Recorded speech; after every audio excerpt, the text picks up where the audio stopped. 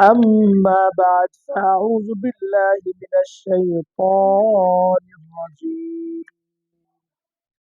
بسم الله الرحمن الرحيم.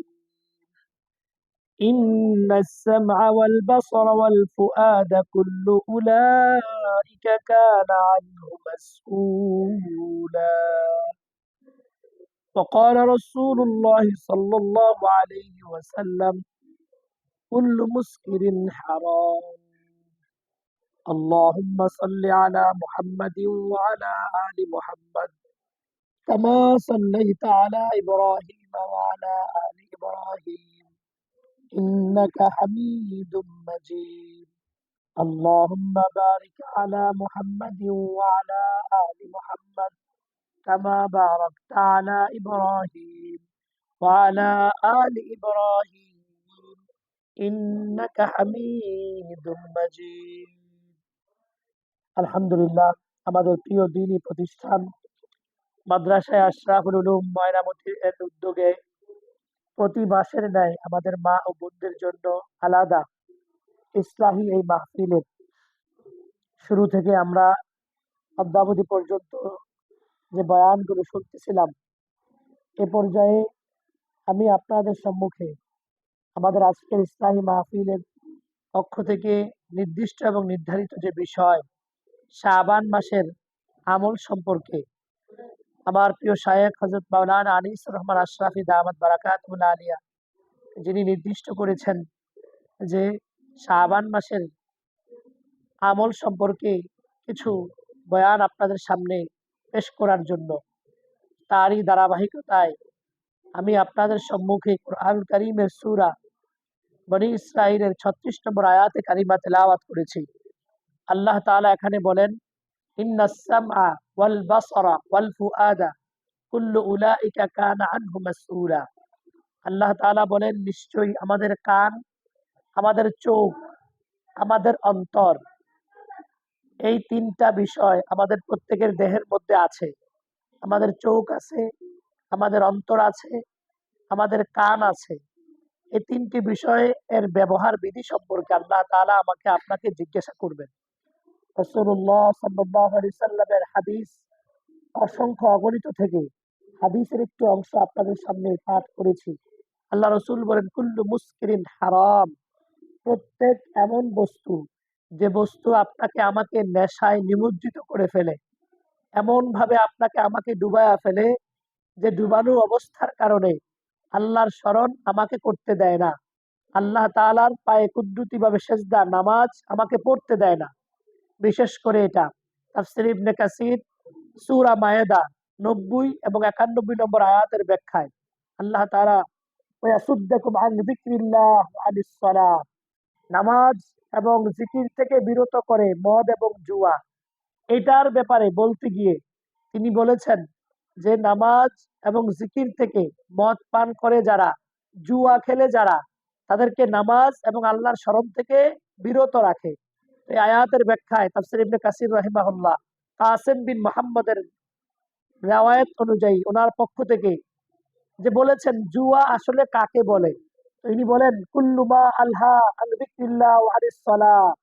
প্রত্যেক ওই বিষয় জুয়া, প্রত্যেক ওই বিষয়কেই জুয়া বলে যেটা আপনাকে আমাকে আল্লাহর ইবাদত করতে দেয় না, নামাজ পড়তে দেয় না। সম্মানিত হাজিরিন, এই হাদিস এর টুকরো কুরআনুল কারীমের আয়াতে কারিমা আমাদের চোখ সম্পর্কে আল্লাহ আমাদেরকে জিজ্ঞাসা করবে, এই চোখ আমি কোন কাজে ব্যয় করেছি। আমার কান সম্পর্কে আল্লাহ আমাকে জিজ্ঞাসা করবে, এই কান আমি কোন কাজে কি কি শুনেছি, চোখ দিয়ে কি কি দেখেছি। আর আমার অন্তর ফুআদ, এগুলো সম্পর্কে আল্লাহ জিজ্ঞাসা করবে, এই অন্তরের মধ্যে আমি ভালো পরিকল্পনা এঁটেছি না খারাপ পরিকল্পনা এঁটেছি। আল্লাহ তাআলা আপনার আমার হৃদয়ের গহীন পিঞ্জরে লুকিয়ে থাকা ওই সমস্ত কামনা বাসনা সম্পর্কেও ধারণা রাখেন, যেগুলো আগামী ২০ বছর ১০ বছর পরে আমার হৃদয়ে আসবে যদি আমি হায়াতে বেঁচে থাকি। এখনো আমি ভাবিও নাই আগামী ৫ বছর পরে আমি কি করব, ১০ বছর পরে কি করব। আল্লাহ তাআলা বলেন, ইন্নাহু ইয়ালামুল জাহরা ওয়া মা ইয়াখফা, ইন্নাহু ইয়ালামুস সিররা ওয়া আখফা। সির আরবিতে বলা হয়, যেটা আমরা এখানে যারা বসে আছি, সম্মানিতা শ্রদ্ধা মা ও বোন, আমরা যারা বসে আছি, আমাদের হৃদয়ে অনেক স্বপ্ন এখন আছে, লালন হচ্ছে যে আমি বাসায় যাব, বাসায় গিয়ে এটা করব, ওটা করব। এটাকে আরবিতে বলে সির। এটা আপনি প্রকাশ করেননি, বাকি হৃদয়ে হৃদয়ে কল্পনা করেছেন, এটাকে আরবিতে সির বলে। আর আখফা ওই গোপন বিষয়কে বলে, যেটা আপনার ধারণাতেও আসেনি, কল্পনাতেও আসেনি, যেটা আপনি আগামী ভবিষ্যতে আপনার হৃদয়ে আসবে, উদ্রেক হবে, ওইটার খবর আপনি জানেন না, ওইটাকে আখফা বলে। আর আল্লাহ বলে ইন্নাহু ইয়ালামুস সিররা ওয়া আখফা, যে আল্লাহ রাব্বুল আলামিন ওই গোপন বিষয় সম্পর্কে জানেন যেগুলো এখন আপনার হৃদয়ের মধ্যে আছে, আর ওইটাও জানেন যেটা আপনার হৃদয়ে নাই কিন্তু আসবে। তার মানে বোঝা গেল যে আমি আপনি প্রত্যেকে হৃদয়ে কি ভাবি, সামনে কি ভাববো, এটাও আল্লাহর জ্ঞানের মধ্যে আছে। আপনার আমার চোখ প্রতিনিয়ত কোন দিকে তাকাচ্ছে, কোন দিকে দেখছে, মোবাইলে কি দেখছে, টেলিভিশনে কি দেখছে, রাস্তাঘাটে কি দেখছে, এই চোখের ব্যাপারে আল্লাহ বলেন ওয়ায়ালামু খাইনাতাল আয়ুন। আল্লাহ তাআলা বলেন চোখের খেয়ানত, কোন দিকে নড়াচড়া করে, কোন দিকে তাকায়। তুমি বান্দি, তুমি বান্দা চিন্তা করো, দেখো না, বুঝো না, কিন্তু আল্লাহ কিন্তু ঠিকই নজর রাখেন। আমার চোখ, আপনার চোখ কোনটা দেখে, কোন দিকে নজর দেয়। ঠিক আমার কান কি শুনে, কি গান শুনে কতটুকু, অবৈধ অশ্লীল বাক্যালাপ শুনে কতটুকু, এই কান ভালো কথা শুনে কতটুকু, দ্বীনি কথা শুনে কতটুকু, কোরআনুল কারীমের তিলাওয়াত শুনে কতটুকু, এটা সম্পর্কে আল্লাহ আপনাকে আমাকে জিজ্ঞাসা করবেন। এজন্য আমি আর আপনি প্রত্যেকে এগুলোর সহি ইস্তেমাল, যথাযথ ব্যবহার দুনিয়া থেকেই আপনাকে আমাকে করতে হবে। এগুলো কিভাবে যথাযথ ইস্তেমাল করব, যথাযথ ব্যবহার করব, এগুলো আমাকে দুনিয়া থেকেই শিখতে হবে। সেই শিখার অন্যতম একটি টেকনিক হলো শাবান মাস আমাদের সামনে আজকে চলমান। আজকে 8ই শাবান চলে যাচ্ছে। আল্লাহ রসুল সাল্লাল্লাহু আলাইহি সাল্লামের প্রিয়তমা স্ত্রী আম্মাজান আয়েশা রাদিয়াল্লাহু তাআলা আনহা, মনে রাখবেন শ্রদ্ধেয়া মা আর বোন, একজন স্বামী তার গোপন অনেক এমন নেক আমল আছে যেগুলো সম্পর্কে স্ত্রী ভালো খবর জানেন। আবার একজন স্ত্রীর এমন কিছু গোপন নেক আমল আছে যেগুলো শুধুই স্বামী জানেন। তার মানে স্বামীর গোপন কিছু একান্ত নির্দিষ্ট আমল আছে যেগুলো সম্পর্কে স্ত্রী খবর রাখেন। স্ত্রীর কিছু নির্দিষ্ট গোপন আমল আছে যেগুলো নফল হিসেবে আল্লাহর নিকটে যাওয়ার জন্য করে থাকেন, এগুলো স্বামী জানেন। যেমন তাহাজ্জুদের নামাজ, নফল রোজা, দান সাদকা, নফল নামাজ, তাসবিহাত, এরকম নির্দিষ্ট কিছু নফল আমল আছে যেগুলো স্বামীরটা স্ত্রী জানেন, স্ত্রীরটা স্বামী জানেন। এজন্য আল্লাহ রসুল বলেন কোন স্বামী যদি মারা যায়, ওই স্বামী মারা যাওয়ার পরে স্ত্রী যদি স্বামীর ব্যাপারে ভালো সার্টিফিকেট দেয়, স্ত্রী যদি বলে আমার স্বামী খুব ভালো ছিল, আমার স্বামী আমার কখনো হকের বিপরীত করে নাই, আমার অধিকার কখনো ক্ষুণ্ণ করে নাই, আল্লাহ নবীজি বলেন ওই স্বামীর কবরটা জান্নাতের বাগান হয়ে যায়। সুবহানাল্লাহ। আবার কোন স্ত্রী যদি মারা যায় আর তার স্বামী যদি বলে আমার স্ত্রী খুব আল্লাহওয়ালি ছিল, খুব বুজুর্গ ছিল, আবেদা সালেহা ছিল, স্বামী ভক্ত এক মহিলা ছিল, যদি স্বামী এটা বলে, তো স্ত্রী যখন মরবে তো কবরে যাওয়ার সাথে সাথে কবরটা জান্নাতের বাগান হয়ে যাবে। সুবহানাল্লাহ। তো ঠিক আল্লাহ নবীজির কিছু গোপনীয় আমল ছিল, যে আমলগুলোর খবর সবচাইতে বেশি স্ত্রী হিসেবে নবীজির স্ত্রী আমাদের মারাই জানতেন। এমনই একটি আমল, সেটা হলো শাবান মাসের আমল। নবীজি কি করতেন এই ব্যাপারে আম্মাজান আয়েশা থেকে হাদিস বর্ণিত। তিনি বলেন, মুসলিম শরীফের 2691 নম্বর হাদিস, আম্মাজান আয়েশা বলেন মা রাআইতু রাসূলুল্লাহ সাল্লাল্লাহু আলাইহি ওয়াসাল্লাম ইস্তাকমালা সিয়ামা শাহরিন কাত্তুন ইল্লা রমাদান। খেয়াল করেন, মনোযোগ দিয়ে শুনেন, শাবান মাস আসছে, আবার আজকে 8 তারিখ হয়েও গেছে। তা আমরা শাবান মাসকে কিভাবে কাটাবো? আম্মাজান আয়েশা বলেন যে আমি রাসূলুল্লাহ সাল্লাল্লাহু আলাইহি সাল্লামকে দেখতাম রমজান ছাড়া সবচাইতে বেশি যে মাসে রোজা রাখতেন সেটা হচ্ছে শাবান মাস। সুবহানাল্লাহ। সেটা হচ্ছে কি মাস? শাবান মাস। এজন্য মা আর বোন, যে যেখান থেকে আমরা শুনছি, আমাদের প্রত্যেকের উচিত আমরা ওই একটি শবে বরাতের রোজাকে জন্য অপেক্ষায় না থেকে নবীজির ধারাবাহিক শাবান মাসের আমল যে রমজান ছাড়া সবচাইতে বেশি যে মাসে রোজা রাখতেন পূর্ণভাবে সেটা হচ্ছে শাবান মাস। এবং বলেন আল্লাহ নবীজির স্ত্রী আম্মাজান আয়েশা আরো বলেন, ওমার আইতুহু ফি শাহরিন আকতারা মিনহু সিয়ামান ফি শাবানা। আর আম্মাজান আয়েশা বলেন, আমি সবচাইতে বেশি দেখছি রমজান ছাড়া সবচাইতে বেশি রোজা শাবান মাসেই তুমি রাখছেন। সুবহানাল্লাহ। এরপরে আল্লাহ রসুল সাল্লাল্লাহু আলাইহি ওয়াসাল্লাম আর আরেক সাহাবী বলেন, কানা হাব্বু শুহুরি ইলা রাসূলিল্লাহি সাল্লাল্লাহু আলাইহি ওয়াসাল্লাম আইয়াসুমাহু শাবানা। আহমদ শরীফের 25,548 নম্বর হাদিস। আল্লাহ নবী সাল্লাল্লাহু আলাইহি ওয়াসাল্লামের এক সাহাবী বলেন যে রাসূলুল্লাহ সাল্লাল্লাহু আলাইহি ওয়াসাল্লামের কাছে শাবান মাস সবচাইতে প্রিয় ছিল। কোন দিক থেকে? আইয়াসুমাহু শাবানা, শাবান মাসে রোজা রাখার জন্য রমজানের পরে সব চাইতে প্রিয় ছিল। এবার প্রশ্ন যে শাবান মাসে আল্লাহ নবী কেন বেশি রোজা রাখতেন? শাবান মাস রোজা রাখার জন্য কেন আল্লাহ নবীর কাছে এতটা প্রিয় ছিল? এটা প্রশ্ন। উত্তর, ওসামা ইবনে যায়েদ রাদিয়াল্লাহু তাআলা আনহু থেকে হাদিস বর্ণিত। তিনি বলেন, ক্বালা কুলতু ইয়া রাসূলুল্লাহ লাম আরাকা তাসুমু মিন শাহরিন মিনাশ শুহুর। ইয়া রাসূলুল্লাহ, আমি ওসামা ইবনে যায়েদ আপনাকে দেখিনি এত বেশি রোজা রাখতে যতটা বেশি শাবান মাসে আপনি রোজা রাখেন, কেন? তাহলে আমাদের যে প্রশ্ন যে কেন শাবান মাসে রোজা রাখতেন, এই প্রশ্নটা ওসামা ইবনে যায়েদ সাহাবী উনিই নবীজিকে প্রশ্ন করেছেন যে ইয়া রাসূলুল্লাহ, আমি তো দেখি না আপনাকে শাবানে এত বেশি রোজা রাখেন, আপনি কেন অন্য মাসে তো এত বেশি রোজা রাখতে দেখি না রমজান ছাড়া, তাহলে কেন শাবান মাসে এত বেশি রোজা রাখেন? তো এবার আল্লাহ নবী সাল্লাল্লাহু আলাইহি সাল্লাম কি চমৎকার কথা বলেন যে আমি কেন রোজা রাখি। সাহাবী ওসামা ইবনে যায়েদ, শুনো যে ক্বালা যালিকা শাহরুন, শাবান মাস এমন একটা মাস তাকফুলুন নাস আনহু বাইনা রজবিন ওয়া রমাদান। শাবান মাস হইল রমজান এবং রজবের মাঝামাঝি মাস। আগে হইলো রজব মাস, তারপরে শাবান, এরপরে রমাদান। তাহলে রজব মাস এবং রমজানের মাঝখানের যে মাস সেটা হলো শাবান মাস।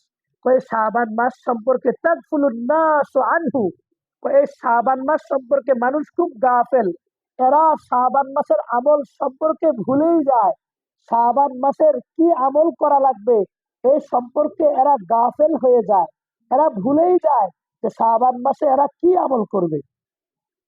আল্লাহ নবী সাল্লাল্লাহু আলাইহি সাল্লাম বলেন, সাহাবী ওসামা ইবনে যায়েদ, শোনো আমি শাবান মাসে এত বেশি রোজা রাখি কেন?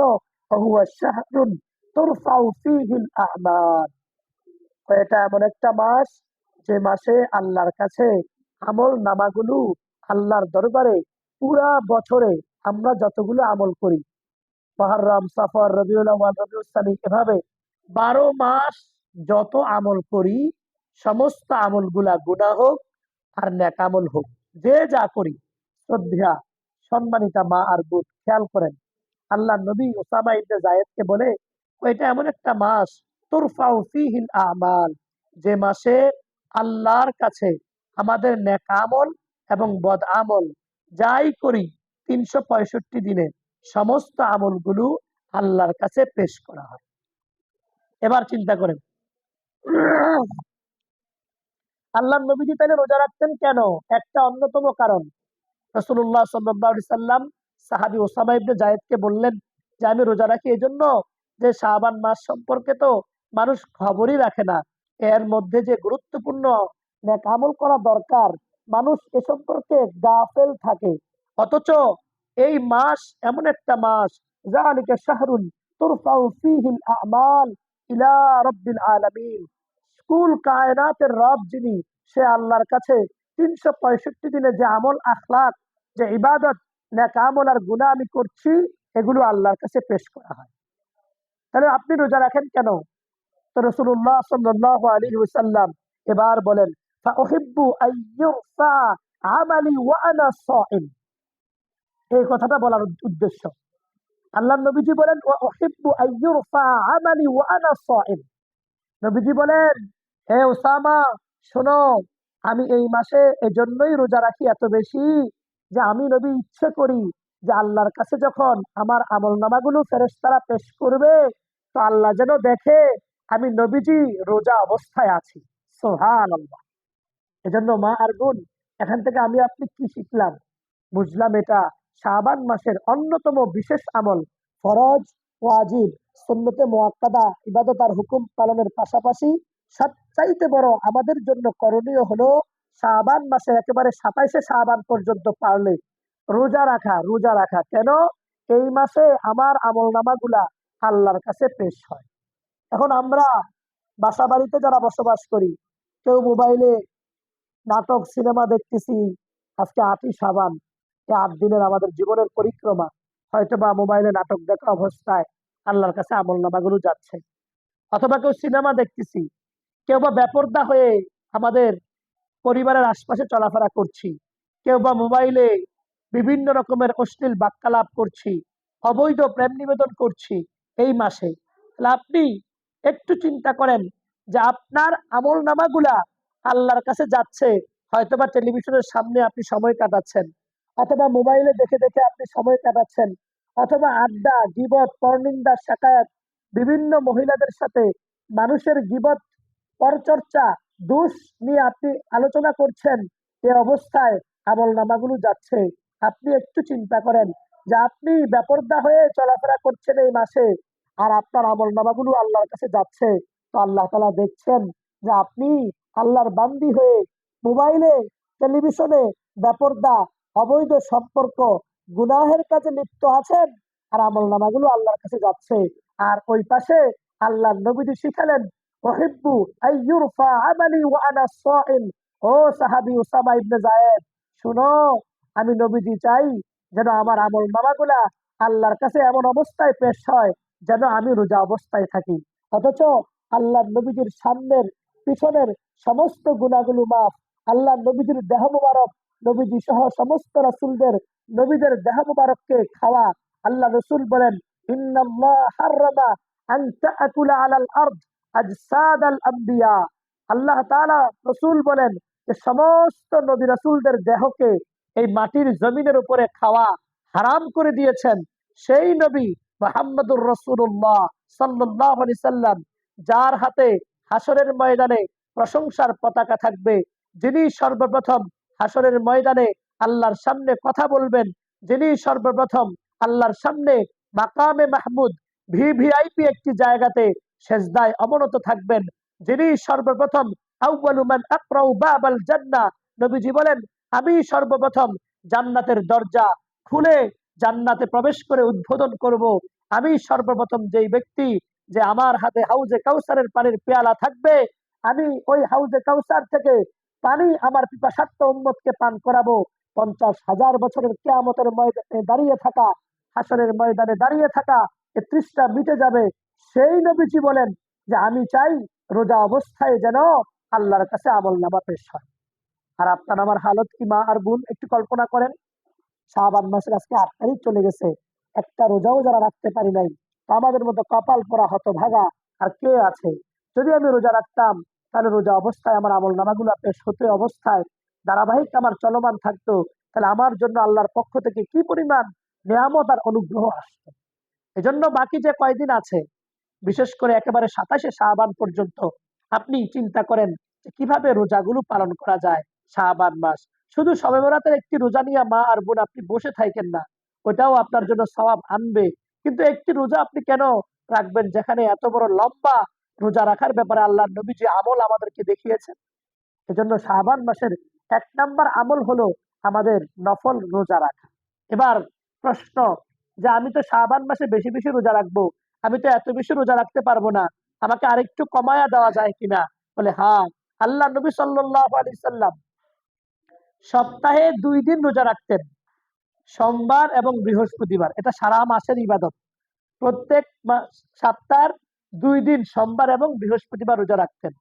তো কেন রোজা রাখতেন? বুখারীর বর্ণনা, ইয়াউরিদু আমালুন নাস ফি ইয়াউমাইন, ইয়াউমাল ইসনাইন ওয়া ইয়াউমাল খামিস। আল্লাহর নবী ২ দিন সপ্তাহে রোজা রাখতেন। তো কেন রোজা রাখতেন? নবীজি বলেন, সাহাবারা ইউরিদু আমালুন নাস ফি ইয়াউমাইন, 2 দিন আল্লাহর কাছে আমল নামাগুলো পেশ হয়। এক হলো ইয়াউমাল ইসনাইন ও ইয়াউমাল খামিস, এক হলো রবি সোমবার, আর এক হলো বৃহস্পতিবার। এজন্য মা আর বোন, আপনি যদি চান যে আমি পুরা 27 তারিখে পর্যন্ত শাবানের রোজা রাখা আমার জন্য কষ্টকর, আমার প্রাকৃতিক হাজাত আছে, তা আমি আরো কিছু কম কিন্তু রোজা রাখতে চাই, তা আপনি চাইলে এই যে এই সপ্তাহের সোমবার এবং বৃহস্পতিবার রোজা রাখতে পারেন। সাহাবীরা জিজ্ঞাসা করছিল, কেন রোজা রাখেন সোমবার বৃহস্পতিবার? তো একই প্রশ্ন, যে সোমবার এবং বৃহস্পতিবার পুরো এক সপ্তাহের আমল আল্লাহর কাছে পেশ করা হবে। আমি নবী চাই যেন আমি রোজা অবস্থায় থাকি। সুবহানাল্লাহ। তাহলে পুরো সপ্তাহে আপনি চাইলে আরো 3টা সপ্তাহ আপনি এই শাবান মাসে পেতে পারেন। তো সোমবার এবং বৃহস্পতিবার আপনি রোজা রাখেন, তাহলে আপনি রোজা অবস্থায় আমল নামাগুলো আপনার আল্লাহর কাছে পেশ হবে। তাহলে পুরা সপ্তাহে সোমবার এবং বৃহস্পতিবার আমল নামা পেশ হয়, আবার পুরা বছরের আমল নামাগুলা শাবান মাসে পেশ হয়। এজন্য সপ্তাহে 2 দিন সোমবার বৃহস্পতিবার নবীজি রোজা রাখতেন। আপনি চাইলে বিগত মাসগুলোতে যদিও নাও রাখেন, কিন্তু এই শাবান মাসে নবীজির বেশি রোজা রাখার আমল হিসাবে আপনি চাইলে সোমবার বৃহস্পতিবার রোজা রাখতে পারেন। দ্বিতীয় নাম্বার, পুরো শাবান মাস একেবারে 27শে শাবান পর্যন্ত ধারাবাহিক আপনি চাইলে রোজা রাখতে পারেন। এরপরে যদি বলেন আর কিভাবে, তা আল্লাহ নবী সাল্লাল্লাহু আলাইহি সাল্লামের 2 জন সাহাবী, একজনের নাম আবু দারদা, আরেকজনের নাম আবু হুরায়রা। এই 2 জন সাহাবী, হাদিসের মধ্যে আসছে, আবু দারদা বলেন, আওসানি খলিলি, আমার বন্ধু আমাকে উপদেশ দিয়েছে। আবু হুরায়রা বলেন, আওসানি হাবিবি, আমার হাবিব বন্ধু আমাকে উপদেশ দিয়েছে। কি উপদেশ দিয়েছে? 2 জন সাহাবীর একই বর্ণনা। 2 জন সাহাবী এই কথা বলেন যে, আওসানি হাবিবি আওসানি খলিলি বিসালাস, আমার বন্ধু, আমার হাবিব, অর্থাৎ বন্ধু বলতে মুহাম্মদুর রাসূলুল্লাহকে বোঝানো হয়েছে। ওই সাহাবী আবু দারদা এবং আবু হুরায়রা 2 জন সাহাবী বলেন, আমার বন্ধু নবী মুহাম্মদুর রাসূলুল্লাহ সাল্লাল্লাহু আলাইহি ওয়াসাল্লাম 3টা জিনিসের আমল সম্পর্কে আমাদেরকে উপদেশ দিয়েছেন। 1 নম্বর, সালাসাতু আইয়ামিন মিন কুল্লি শাহরিন, 1 নম্বর হলো প্রত্যেক চাঁদের হিসাবে প্রত্যেক মাসের 3টা রোজা, আইয়ামে বীজ বলা হয়। 13, 14, 15, প্রত্যেক মাসের 13, 14, 15 চাঁদের হিসাবে যদি কেউ রোজা রাখে, আল্লাহ তাআলা কোরআনের মধ্যে বলেন, মান জাআ বিল হাসানা ফালাহু আশরু আমসালিহা, কেউ যদি আমাকে 1 দেয় আমি তাকে 10 দিব। কেউ যদি প্রত্যেক মাসের চাঁদের হিসাবে 13, 14, 15 আইয়ামে বীজের 3টি রোজা রাখে, তো আল্লাহ তাআলার পক্ষ থেকে তাকে 30 দিনের রোজা রাখার সওয়াব দিয়ে দেওয়া হবে। সুবহানাল্লাহ। কারণ একে 10। এজন্য আবু আবু দারদা এবং আবু হুরায়রা 2 জন সাহাবী থেকে একই এই 3টার ব্যাপারে হাদিস ওনারা 2 জন বর্ণনা করেছেন। যে নবীজি নাকি উপদেশ দিয়েছেন 3 বিষয় সম্পর্কে। এক হলো 3টি রোজা প্রত্যেক মাসে চাঁদের হিসেবে। এজন্য আপনি মা আর বোন যদি চান, ইচ্ছে করলে, আপনি ইচ্ছে করলে আমাদের এই শাবান মাসে আগামী বৃহস্পতিবার, শুক্রবার, শনিবার, এবার 2025 সনের এই শাবান মাস যে আমরা পেয়েছি, যদি আপনি চান, জিন্দিগিতে হয়তোবা এই মাসের আইয়ামে বীজের রোজা আপনার কপালে জোটে নাই, আপনি হয়তোবা কখনো রাখেন নাই, হয়তো কখনো হয়তোবা আপনি এই 3টি রোজা জিন্দিগিতেও রাখেন নাই, নবীজি কখনো ছাড়েন নাই, আপনি কখনো রাখেন নাই। নবীজির আশেক উম্মত আপনি, কিভাবে নবীর সুপারিশ চাইবেন? কিভাবে নবীর হাতে হাউজে কাউসারের পানি পান করবেন মা আর বোন? কিভাবে আল্লাহ নবীর পক্ষ থেকে আপনার জন্য সুপারিশের সার্টিফিকেট নাজরানা হবে? কিভাবে হবে? নবী সাল্লাল্লাহু আলাইহি সাল্লাম নফল হিসেবে যে আমল সবসময় করতেন, আপনি জিন্দিগিতেও করেন নাই। এজন্য মা আর বোন, যে যেখান থেকে শুনছি, বাবা আর ভাই, যদি আমরা চাই, আমরা ইচ্ছে করলে এই এবারের 2025 সনের এই শাবান মাসের এই আইয়ামে বীজের 3টি রোজা যদি রাখি, এক ঢিলে 3 পাখি হবে। 1 নাম্বার, আগামী বৃহস্পতিবার 13 তারিখ শাবান মাসের, তো 13 তারিখ রোজা রাখেন, তাহলে বৃহস্পতিবারের রোজা রাখার আমল হবে, শাবান মাসের রোজা রাখার আমল হবে, আইয়ামে বীজের রোজা রাখার আমল হবে। আবার যদি আপনি শুক্রবারের রোজা রাখেন, তো আইয়ামে বীজের 14 তারিখের রোজা রাখার আমল হবে, শাবানের রোজা রাখার আমলও হবে। আবার যদি 15 তারিখ যদি রোজা রাখেন, অর্থাৎ শনিবারের রোজাটা আগামী, আজকে তো শনিবার, তো আগামী বৃহস্পতিবার, আগামী শুক্রবার, আগামী শনিবার, এই তিনটা হলো 13, 14, 15, এই তিনটা রোজা যদি রাখেন, তো জিন্দিগিতে আপনি নবীজির একটা আমল করলেন, যে প্রত্যেক মাসের 3টি রোজা আইয়ামে বীজ, আবার শাবান মাসের বেশি রোজা রাখার আমল, আবার বৃহস্পতিবারের রোজা রাখার আমল, আবার শনিবারের অর্থাৎ 15ই শাবান ওই রোজা যদি আপনি রাখেন, তাহলে শাবানের রোজা রাখার আমল হবে, শবে বরাতের রোজা রাখার আমলও হয়ে যাবে, আইয়ামে বীজের রোজা রাখার আমলও হয়ে যাবে। এজন্য আমরা শাবান মাসকে বেশি রোজা রাখার টেকনিক হিসাবে 1 নম্বর সোমবার এবং বৃহস্পতিবার রোজা রাখবো। 2 নম্বর, পারলে প্রতিটা শাবানের প্রতিটা তারিখেই রোজা রাখবো।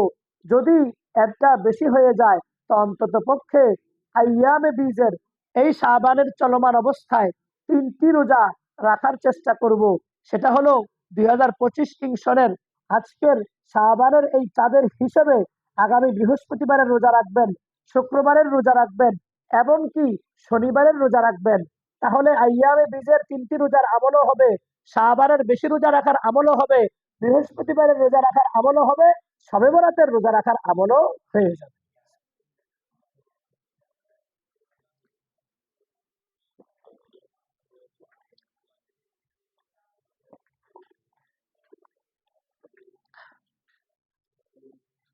সম্মানিত সম্মানিত মা আর বোন, এইমাত্র আমরা ওই মজলিসে আমরা শুনেছি যে আমরা আমাদের